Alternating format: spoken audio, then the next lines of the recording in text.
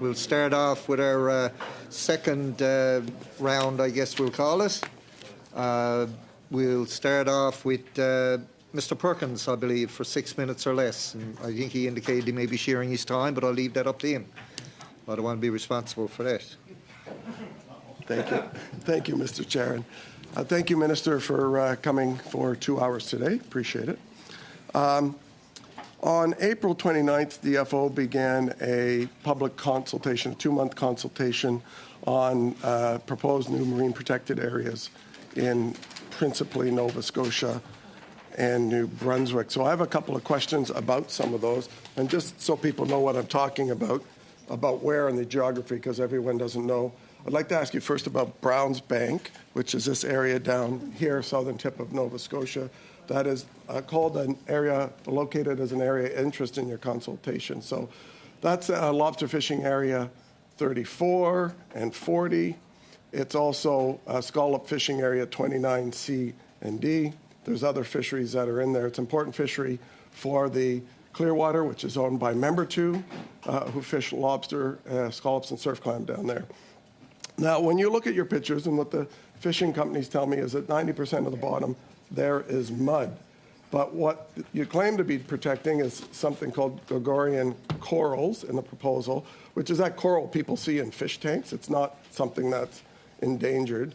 And you say there's a dense concentration of sponges. Sponges are also not endangered. So I wonder if DFO would provide the committee with the science that shows that those things you're trying to protect there are actually in decline in that area. Écoutez, ce que je peux vous dire, c'est lorsqu'on travaille. What I can tell you is that when we talk about the protected marine areas, and we deal in close collaboration of the users of these areas. We want to do their job correctly. We have to judge what the impacts are going to be, and as much as possible, depend on scientific evidence. We work with organizations, fishers associations, various stakeholders. The question is that this is an area of interest, which is the next step shortly to being a marine protected area. All the marine protected areas that DFO has done so far in Nova Scotia are no-take zones where you can't fish. So I'd like to know, will you provide the committee with the science of what's in decline in this area and the proof that it is interaction with mankind that's causing that decline in order for this to be protected? Will you provide that to the committee? Happy to provide the science. The MPA zones obviously are very much based on the science around, what is sensitive in a zone. And, yeah. So you do have science that proves that these things are in decline. I'm not sure if the science, to your very, very precise question, but certainly there would be science on the area. One would think that specific science would be done in any area that you're looking at doing this that shows there's a decline of something that needs to be protected. Area 2 here, that's the eastern shore. That has a lobster fishing area. It's LFA 32, and it's only a 2-month season, April basically to June. Your documents publicly say that eelgrass beds and kelp, seaweed, which are also not endangered, are what need to be protected, and that there's salmon habitat there. There's no salmon habitat there. Most of the eastern shore rivers have been killed by acid rain. There's very little salmon that go up any rivers there. There's a few that will go up the St. Mary's River, but there's very little, and they breed in the river. So would you provide the science on what is being protected, what's in decline, and whether or not that was mankind that was doing that for that area? We'll provide what we have. Okay, yeah. I'm going to go to number 3, George's Bank, the richest fishing ground in Atlantic Canada. It is incredibly important to both Canadian and Americans. You're proposing again that it be closed in a marine protected area. Could you provide the committee with the specific science that shows things that you're trying to protect are actually in decline over a period of time for that area? That's a yes? Same for Sambro up here in my riding. That's an important lobster fishing area. You've designated it to be closed. Will you provide the science for that? We'll provide the signs we have available. Okay. Absolutely. I've got all of these, then I'll sum it together, all the blue and the red areas. Will you provide the science of what's specifically in decline and the science behind it for all of those to this committee? I will provide, as I said, the signs that we have available. I'm not able to commit to new scientific work, but the signs that we have will provide it to you. Appreciate that. Thank you. I'll turn the rest of my time to Mr. Bragdon. 45 seconds, Mr. Bragdon. A quick question for the minister. Thank you for being here.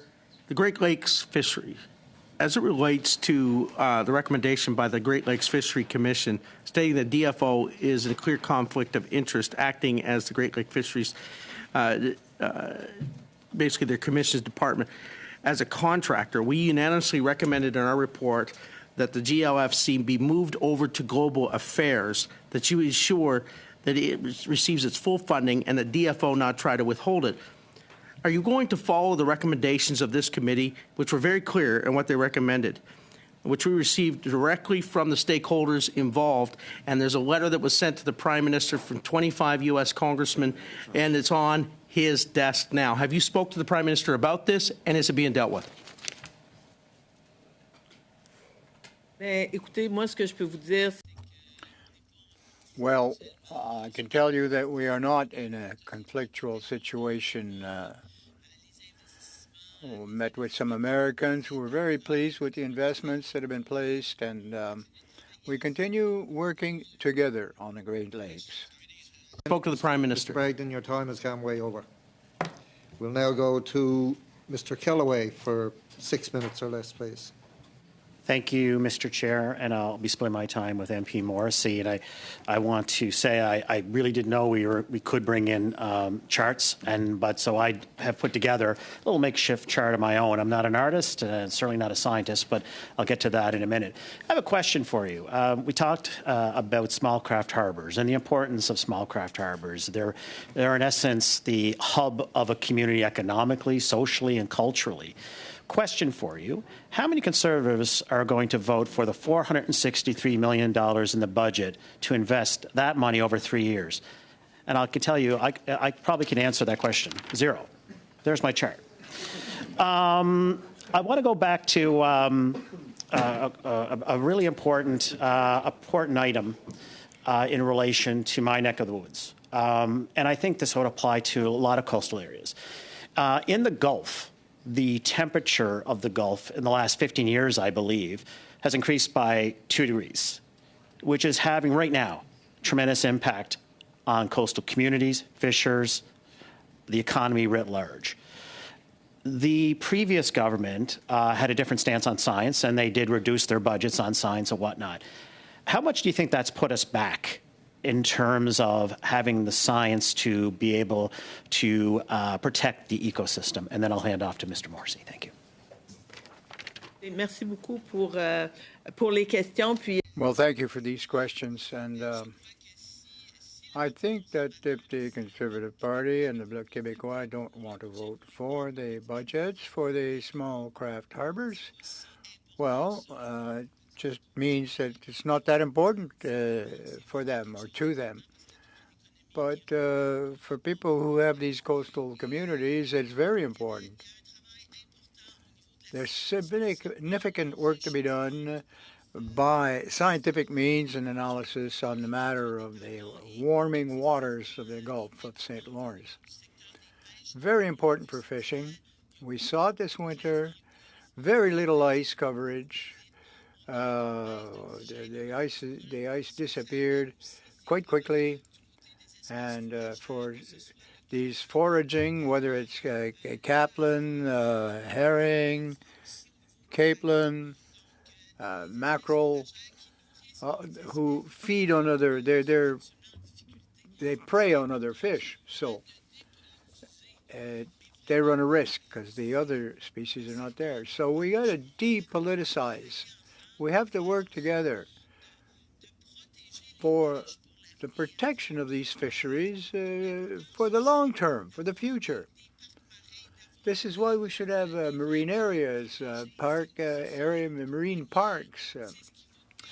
Those are the nurseries. Those are the spawning grounds for these species to allow them to prosper and grow.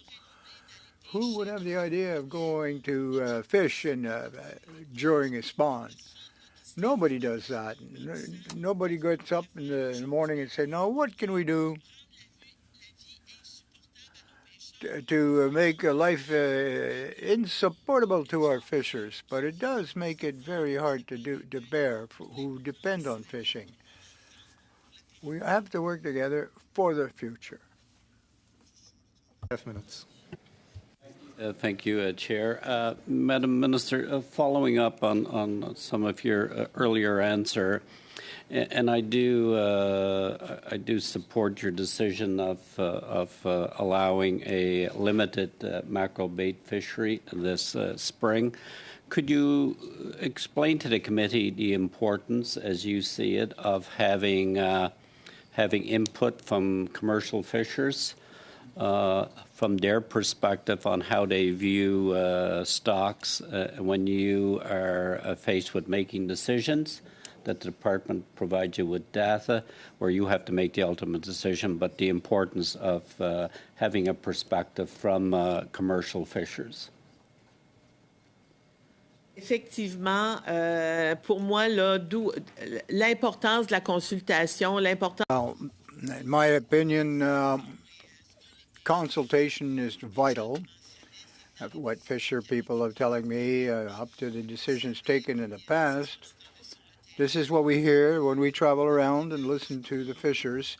There was a moratorium Canada-wide for mackerel fishing, but on the States they continued to have the mackerel fishery, but it's the same waters. So we have to listen to what they have to say and do things properly. If the fishers were saying, "Well, look, we see mackerel. Well, they're available, and we could use them. They're necessary for bait fish." The ordinary guy has to go get it at $1.95 a pound, and it's important. It's lobster, crab, same thing. Have to work more effectively and efficiently and at a lesser cost. The less it costs the fishermen to catch, to bait, the more expensive it becomes, the more expensive the catch. Now, there's that part of affordability, but we're trying to work with the associations. They're quite pleased to the decision that was taken. Thank you very much, Madam Minister.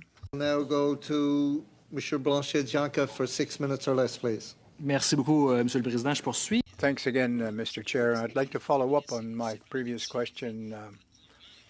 Your government in 2017 wanted to sell off 25 harbors in Quebec only, Quebec alone. Now you're saying you want to assist small craft harbors. That's not quite true. Quebec had to rebuy Gros-Caquina, Rimouski, Matane, and another one. Come in my Rimouski. The Western Quay is closed because lack of maintenance. It's going to be ripped right out. We built a pier, a wharf, and then the government sold it off, and it has to be removed, dismantled. Those are the facts, Madam Minister. So my question will be for Ms. Givens, Deputy Minister. When is the first time that you're going to announce the reopening of the redfish fisheries? Yes, when? When did you first recommend to open up redfish based on scientific evidence?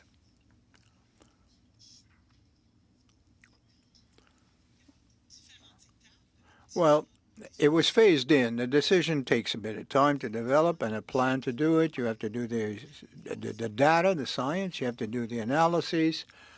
No, I'm not looking at process. I'd like to know what that. If you don't know what the date is, just tell us and go to your journals and tell us. And well, there were different steps, and it's been closed fishery for a long time.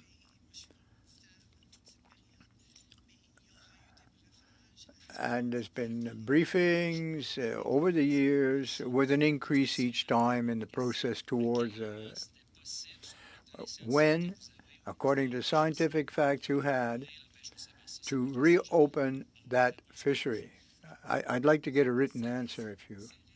It's very recent. I can tell you it's a recent decision. We wanted to have enough scientific data on a multi-year basis. Okay, very good. So, Ms. Gibbons, the DFO granted a contract to Mercer's Seafood, and they own ship Mercy Venture. $5 million to get the data on redfish. So, fishers are going to host scientists in order to interfere while they're fishing. Well, we have to depend on fisher folk for these data. We have to know how much catch is going on and everything else. And it's not on every ship that we have a scientist. We're trying to establish perhaps other partnerships with the industry, within the industry, to become to enable the gathering of data. Well, what advantages does the federal government see on that? We're actually depending on getting the evidence from those people who are benefiting from not having it. No, but we get it when we're on board a ship, a vessel.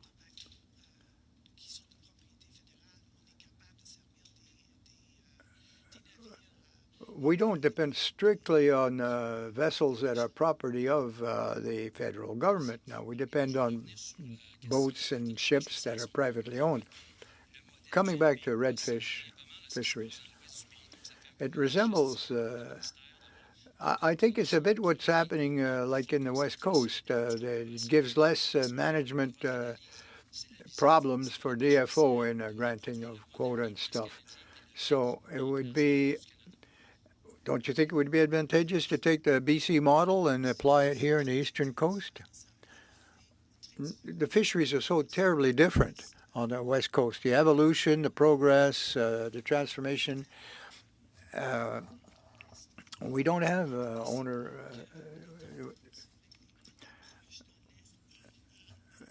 owner fishers, if you will.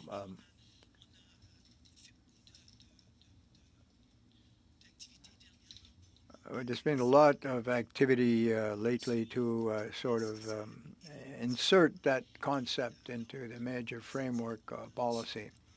We received requests from certain parties. It's quite complicated because some are against and some are for it, like on the West Coast. Some want to have an owner fisher, owner operator rather. It's not everybody that's looking for that as a model. No, I agree with you. I'm asking you the question for that very purpose. But if 60% of the quotas are going to the larger operators, it's a lot like what's going on in the West. Quick question. Any scientific analysis on bycatch for redfish with the quotas that will be go mostly to offshore larger vessels? There's a lot of discussion going on with the advisory committee right now because there are various species involved here. There's confidential information?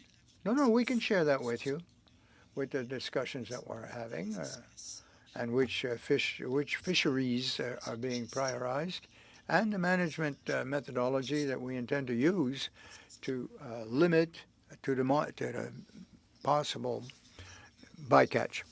Celeste, please. Thank you, Chair. To my colleague, I would like to acknowledge that that map was very well done.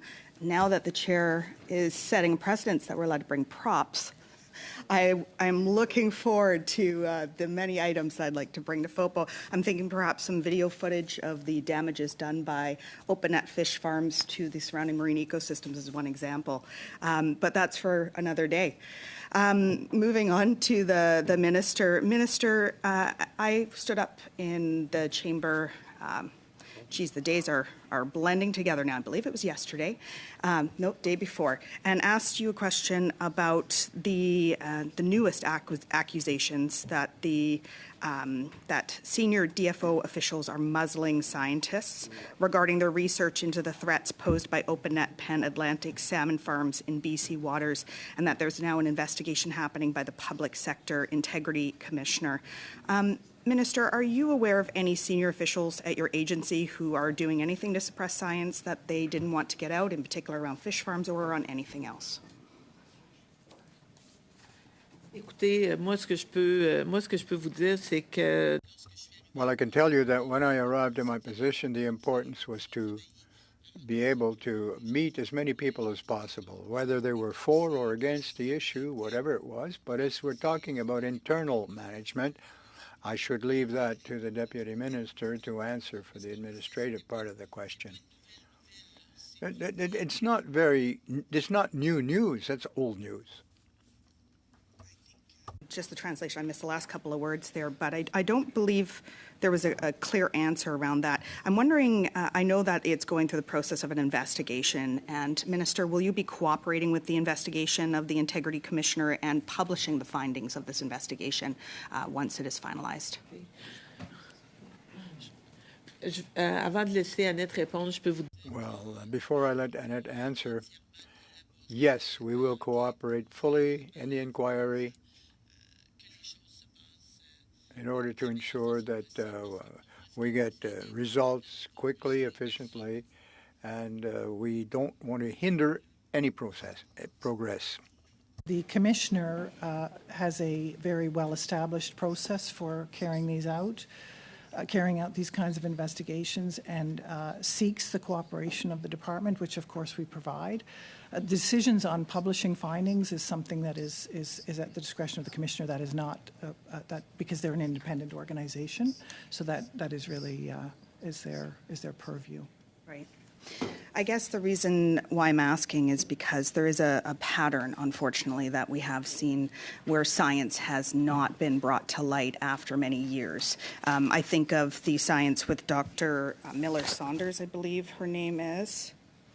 I can get confirmation on that. That didn't come out for 10 years, for example, around the PRV virus. And so there is a pattern of science not coming out. And we know through the study that we did as a committee that a key to this is the process in which the CSAS process is undertaken, who's at the table in that decision-making process, and the information that's being made available to the minister. Now, I'm unsure if the minister has had a chance to look at the process in which science is brought forward in decision-making processes. But I'm wondering if she can share what improvements are being made to ensure that science is not only made available for decisions being made, but accurate science is being made available.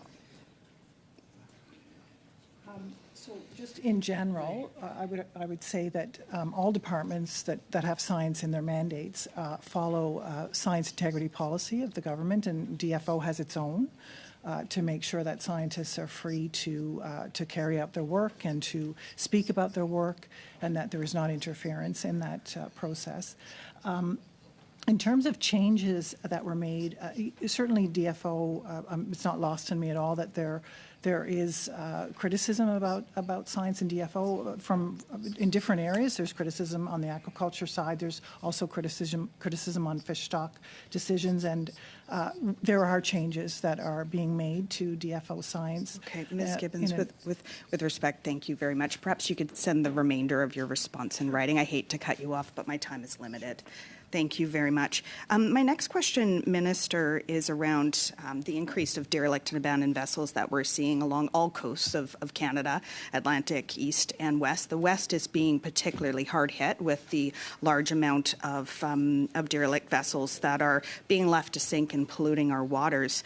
But not only is this an issue and something that's coming up in a study coming forward, but we also see that there is, it's been brought to my attention that there have been derelict vessels being imported from the United States and being brought into biologically sensitive ecosystems to be broken down.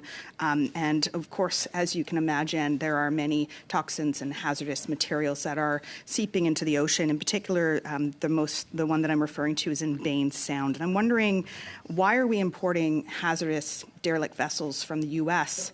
when we can't even clean up the ones that we have here in Canada? Écoutez, vous avez entièrement raison au niveau des... Yes, that you're quite correct. The abandoned or derelict vessels is a very significant issue. We're making progress, and we're working very hard to. But we have to ensure that those owners of vessels, whether large or small, that they also have a responsibility. If you own the boat, a ship, a vessel, you can't just abandon it. You can't abandon it and then walk away and leave it to the government to deal with the problem. And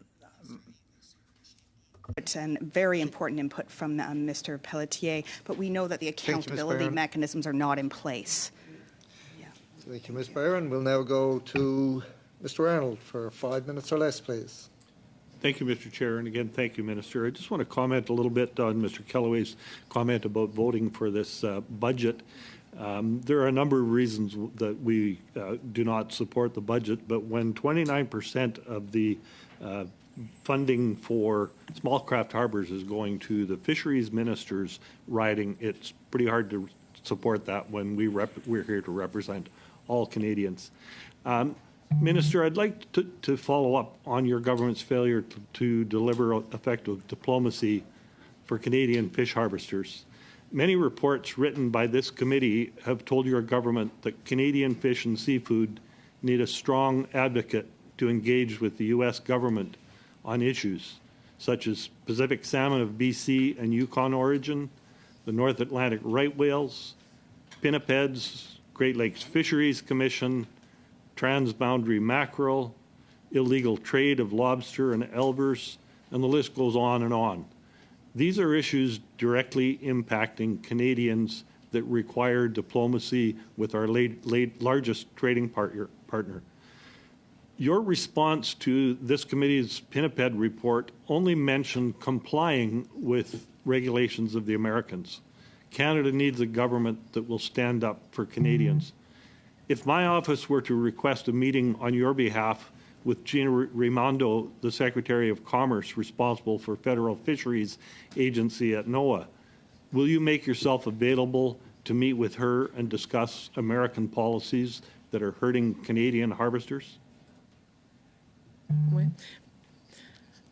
Premièrement, ce que je tiens à vous dire, c'est que les pêches au Québec... Well, first, I got to tell you that fishing in my riding represents 30% of the economy of the fishing sector for all of Quebec. So investment in small craft harbor is absolutely essential, and I'm not embarrassed or ashamed of it at all. I spent 9 days in the United States recently. I went to Maine, Boston, Washington. We discussed fisheries, conservation, and seals. I talked about it with anybody and everybody I could find, and I'll say it publicly. Seal harvesting, and in the provinces or in certain areas, we consider that it's a fishery, and in other cases, it's considered to be a mammal, and therefore one is hunting. U.S. counterpart on the U.S. positions that are hurting Canadian harvesters? Can you name anywhere that you got concessions from our U.S. counterparts? Je peux vous dire que le travail. The work has begun. Our agents in the DFO are working very hard. We continue to build and create a stronger relationship. Je ne pose pas de questions sur votre ministère, mais... Perkins, thank you. Thank you, Mr. Chair, and thank you, Minister. I guess that's a no to Mr. Arnold's question. Two quick questions. First one, this committee passed a resolution asking if you would open the Elver season this year before it's too late. Will you? Yes or no? Cette année, non. See, because you've chosen to close it not for conservation reasons, but because of the department's inability to enforce the law, will you compensate the legal license holders for the living that you took away from them, the 1,100 harvesters that you've thrown out of work, not for conservation, but because you couldn't do your job? Écoutez, je suis. Well, listen, I traveled to Maine to meet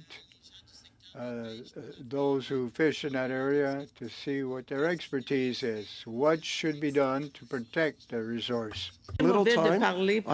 And The 1,100 harvesters in Canada you put out of work. Yes or no, will you compensate them for putting them out of work? Écoutez, on. we closed it for conservation purposes and stayed closed because of traceability issues. And it was the right decision to take. And what's going to be important is to ensure that in 2025 we'll be able to open up Work that you put Thank you, them out Mr. of not Perkins. for Your time is conservation. up. We'll now go to Mr. Hardy for 5 minutes or less, please. Thank you, Mr. Chair. And actually, I want to continue on with Elver as an issue. Minister, you closed the fishery, which means that anybody that's out fishing Elver is doing it illegally. So the enforcement piece should be, pardon the pun, like shooting fish in a barrel. Can you, in our studies, including the IUU study that we're just wrapping up now, the look that we did at Elver, I had a lot of concerns, and so did others, about the actual safety of people, people in the community, even the enforcement officers, who had to live in the community and perhaps deal with some pretty rough elements who stood to make a lot of money through the illegal trade in Elver. So can you talk a little bit more about the steps that were taken to provide the enforcement to see if it's possible to shut this fishery down, the illegal one? Ben, écoutez, la seule façon, puis là, je tiens à le dire, là, Look, to close a fishery is never a very pleasant task. It's a very difficult decision because we know it has an impact, a serious impact on the community that lives on that fishery. But when we look at the numbers, we're talking about 132 individuals that were arrested, and the number of vessels was also captured. We're talking about $5,000 a kilo, where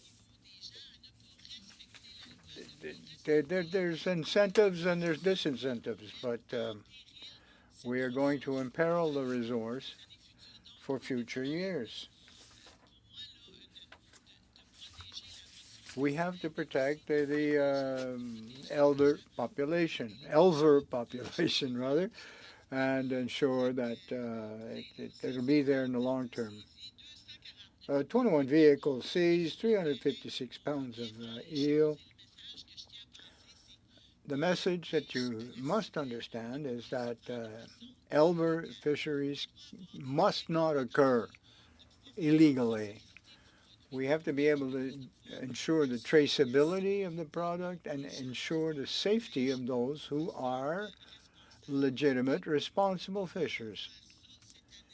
In order to do that this year, we couldn't do it. We had to continue the moratorium for one more year.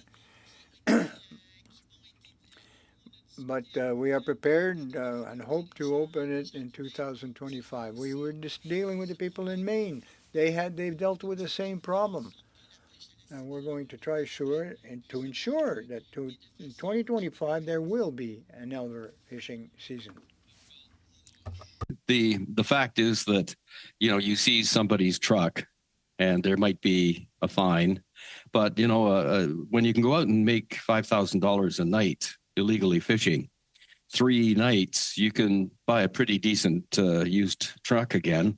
And I think, the attitude that we see in a lot of areas where enforcement and penalties don't necessarily correspond with the value of the activity of people who are prepared to break the law.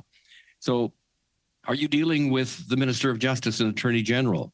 Are you dealing with the authorities in the Atlantic provinces to, get people through the court system better?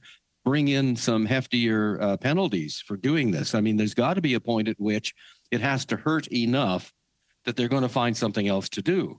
Is that activity underway?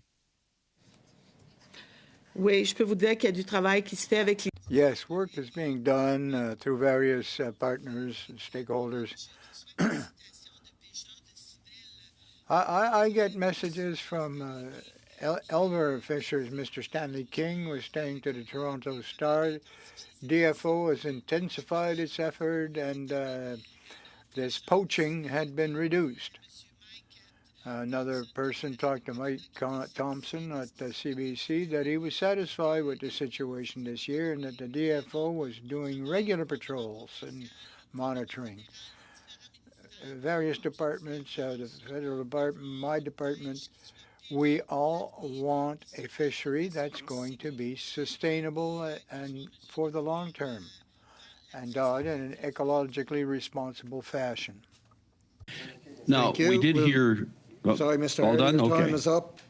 We'll now go to Monsieur Blanchet-Janka for 2.5 minutes or less, please. And I'll remind members to please not be trying to talk over the people who are talking or recognise to speak.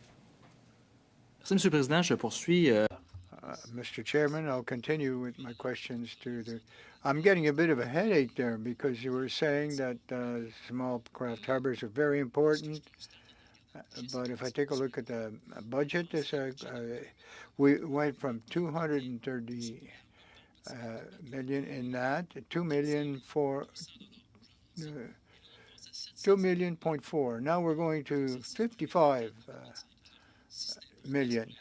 Now, if the 33% of the fishing economy is in your riding, how come you have such a severe reduction in the budgets being provided for that? There's no reduction in the budget. It's $500 million that we're going to extract from the budget, the next budget. And when you talk about the Gaspé, don't confuse the other industries that are around these harbors. Now, we're not just talking small port harbors, small craft harbors, but all the other harbors as well, which is major for the transportation of merchandise. Yes, some fisheries have closed because there's commercial fishing going on there where the investments are being done, so we don't,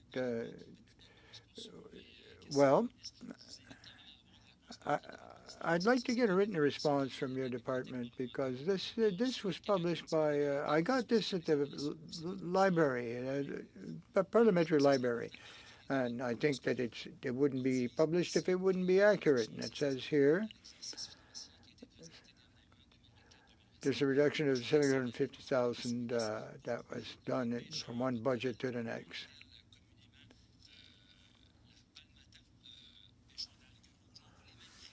Why are the kelp hunters, the red algae, they are being threatened with fines because they're not really spoiling the same red alga? You're not talking about individuals. Palmetta, it's a gentleman. He's named Palmetta. I think he's in your writing, but she finds it unacceptable that the New Brunswick and the Quebec regulations are not the same. Why? Is red algae different in BC in New Brunswick than in Quebec? Well, first, basically, there's a jurisdictional difference, if you will. The regulation may be different from one province to another. I'll have to get back to you on that. 2.5 minutes or less, please. Thank you, Chair. Minister, I am following up on a question that I've asked at a previous meeting, and I'm unable to see a response that's come in, so perhaps if you have responded, you can tell me what it is, but I'm not able to find one. My question was around the First Nations caucus within the Pacific Salmon Commission. Specifically, the First Nations caucus, I'm being told, is not being provided adequate funding to be able to take on the role that is needed to be able to fulfill why the First Nation caucus is there, to be able to get elders physically to the meetings, to be able to get people contributing to the capacity that they need, to ensure that the amount of consultation with Indigenous people within the nations is being done. And I'm wondering what is being done to ensure that the First Nations caucus within the Pacific Salmon Commission what is being done to ensure that they have adequate funding to be able to do the important work that they are being assigned to do. So we have a lot of different programming that is intended to provide support to our Indigenous partners to participate in processes. I think there's always a negotiation of what the amounts are, because there are so many different issues that we're involved with in so many communities. But happy to take that back and provide you with a little bit more detail. Okay. Yeah. If I can for sure get that information, I will tell you that I have people who are reaching out consistently worried about the fact that we have Indigenous people who are being asked to contribute but aren't being provided with adequate funding to be able to do so. So this is a big issue that needs to be mitigated. Yeah. My other question, we've had witnesses here recently talking to us about the Alaskan interception of salmon. We know that this is that we have the lowest returns on record for many salmon populations across British Columbia, that we're at a critical point for managing this keystone species, and that witnesses indicated to us that the Pacific Salmon Treaty is failing to meet the core principles of preventing overfishing and ensuring that each party, being Canada and the U.S., receives benefits equal to the salmon originating in the waters. We know that this treaty is up for renewal in 2028, but there's urgent action required now. We know that the waters are warming. We know there's changes of the migratory patterns that are happening as a result, or they're not able to fully get through the migratory routes that are in place. What is being done to ensure that we are working with our U.S. partners to ensure that our salmon are being protected? Okay, perhaps we should get that in writing, because we're gone over time and you're questioning by about 22 seconds. We'll now go to, the next name I got is Mr. Bragdon, but he's not here. You had the best questions. Yeah. Okay, we only have interpretation until 5:30, so Mr. Small, you're up for 5 minutes or less. Thank you, Mr. Chair.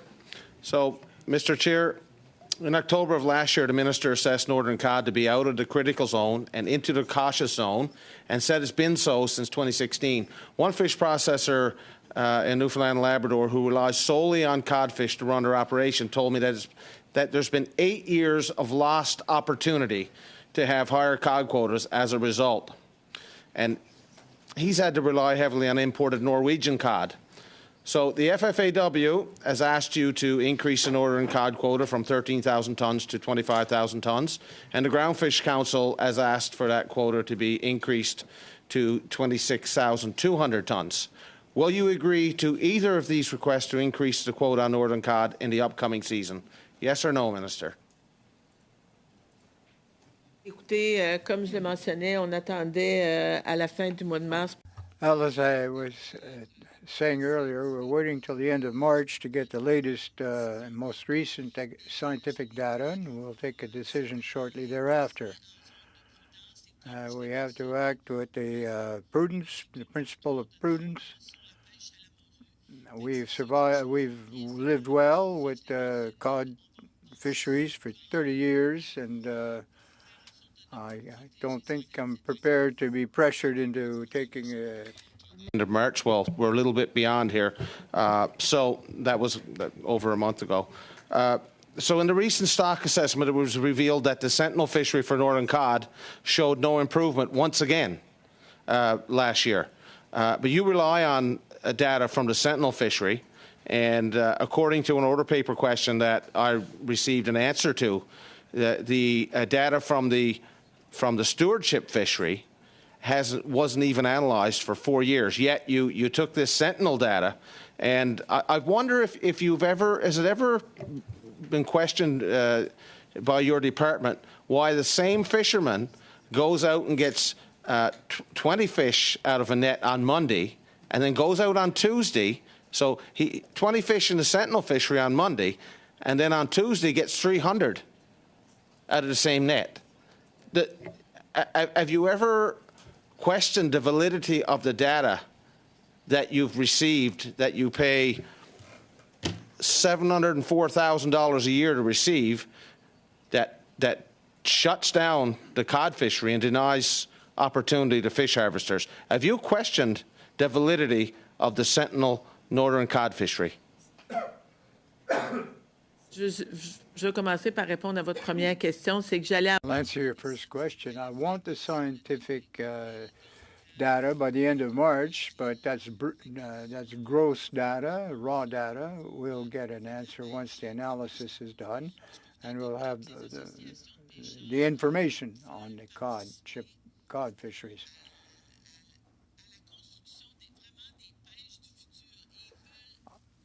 Our fishermen want to work in order to build a fishery for the long term. With climate change coming in. But will you question why there's zero improvement in the data that comes in from the Sentinel fishery, which you pay $700,000 a year to receive? Will you question why that data is not improving while the stewardship fishery has seen its per unit catch data go through the roof? And it's the same fishermen that are involved one day in the Sentinel fishery and the next day in the stewardship fishery. It's absolutely crazy. Will you question that? And will you factor in why there's some discrepancies here when you set this year's quota? And will you listen to the FFAW and their harvesters who are on the water and know that stock's recovered? Will you listen to them? You said they were your eyes and ears. You're quoted as having said that the fishermen are your eyes and ears. Will you listen to your eyes and ears? Je peux vous dire qu'il y a un travail de collaboration. We were constantly in a spirit of collaboration, and this is what we're doing. Once we have the data in hand, I will make my decision. Thank you, Mr. Swall. We'll now go to Mr. Cormier for 3 minutes. Merci, Monsieur le Président. Madame la Ministre, merci. Thank you very much, Chair. Thank you very much for your patience and your presence here for 2 hours today. It's very much appreciated by both myself and my colleagues. I think we can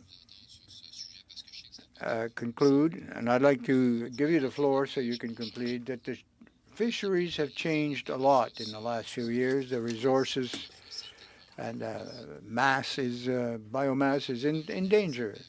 We have a new generation of fisher folk. Some of the new upcoming generation would like to continue the traditional fisheries of their parent, their father, their parents. How can we ensure that we can accommodate this next generation, not only to maintain this tradition, but this craft or this profession, if you wish, of fishing? Do you have any idea what we can do as a government, as a Department of Fisheries, to assist the incoming generation to succeed as fishers? Well, there are 2 items that's going to be very important. First, to deal with the climate change and climate warming, which is growing everywhere in the world, and food security. Then access to licenses and permits. Who should or could have access to these fishing licenses? What we witness is that the price of these permits, of these licenses, are of such a cost or a value that the next generation cannot afford to obtain a license. In my writing, one lobster license went for $19 million. So how come a beginner, someone who's starting out in the industry, in the sector, afford $10 million to get a permit? That's indebted for life. So if we have owner-operators who are the actual holders of those licenses, I've heard it from various associations and organizations, we have to give access to those who can make a living, but we also need to protect the resources for generations to come. Thank you, Madam Minister. A huge thank you to the Minister for coming today, and to Mr. Goodyear, Ms. Gibbons, and Monsieur Pelletier for coming with the Minister and providing such valuable information to the committee on the mains today. So again, we'll allow our witnesses to exit, and we'll continue on with 10 minutes of committee business. I'll suspend for a moment.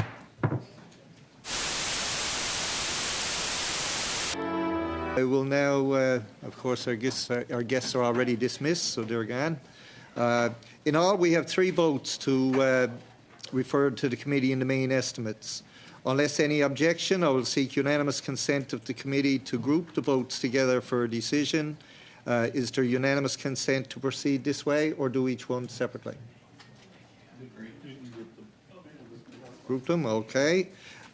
Shall all votes referred to the committee in the main estimates carry or carry on division? Carry on division, okay. Shall I report the votes back to the House? If we division, okay. Okay, I haven't got to go through these ones now, do I? Okay. The other thing is,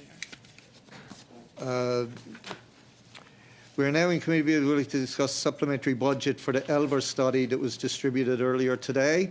Is it the will of the committee to adopt the budget in the amount of $18,000? Agreed? Okay, done.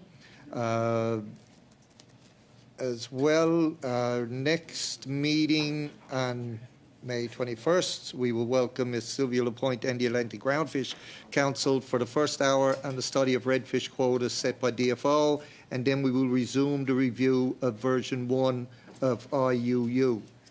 Mr. Kellaway. Yes, we finished on this piece? Yep.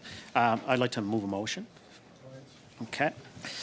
I move that the Standing Committee of Fisheries and Oceans acknowledges the importance of the Charter of Rights and Freedoms to protecting the right of fish harvesters to protest government decisions with which they disagree, and calls on the Leader of the official opposition to publicly rule out the use of the notwithstanding clause to limit protests by both commercial and Indigenous fish harvesters. Furthermore, the committee shall report its opinion to the House. And it's going, the motion is going around in official languages. And if I could make some quick points, if possible. I know our time is limited. So, Mr. Chair, I just want to take a couple of moments to discuss the motion on the table and explain to the committee why it's so very important that we have this discussion.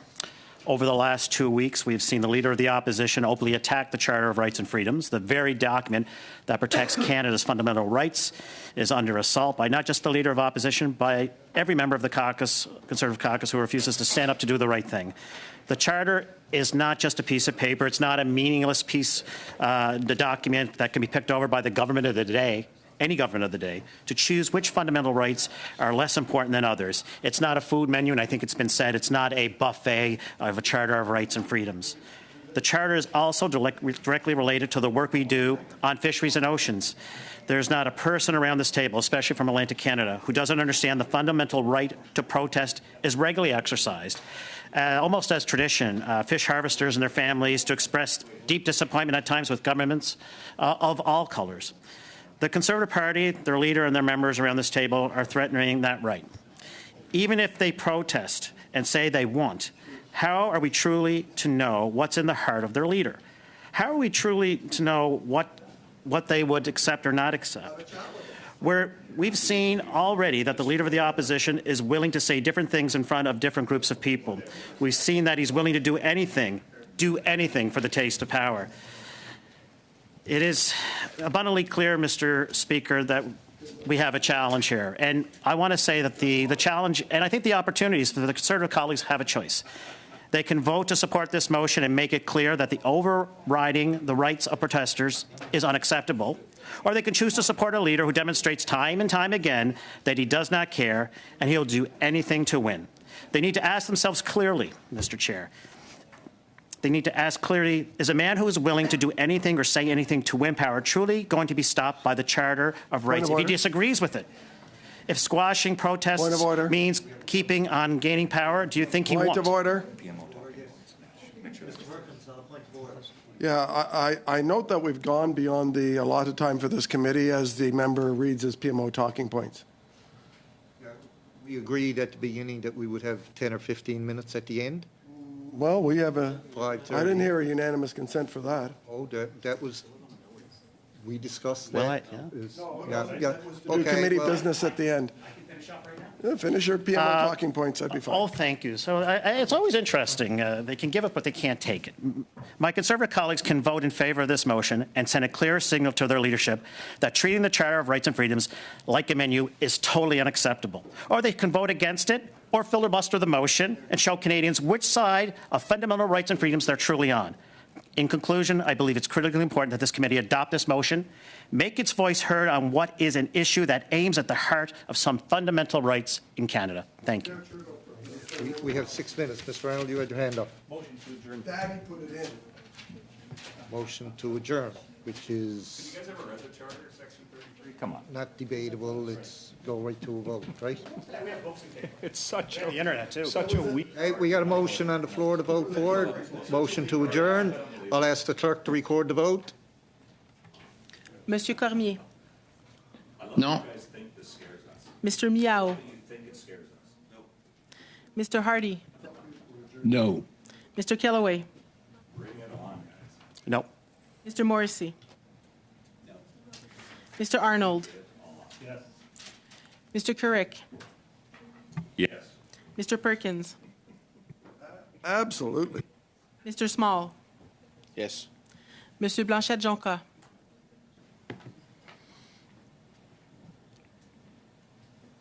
Contre. Ms. Barron. I didn't know this was coming, but I think I'm not going to vote in favor for us to stop this debate. This is important. Thank you. So, that's 5-5. 7-4. 7-4. 7 against. 7 Against. against. Yeah. So, 1:45 is as late as I can go. Mr. Arnold, We'll Mr. get you the Curry, mission and flight. Mr. Let's go to Perkins. midnight. I'm not going till midnight. I didn't go to midnight last night. What are you afraid of? I'm not afraid of anything. Mr. Arnold.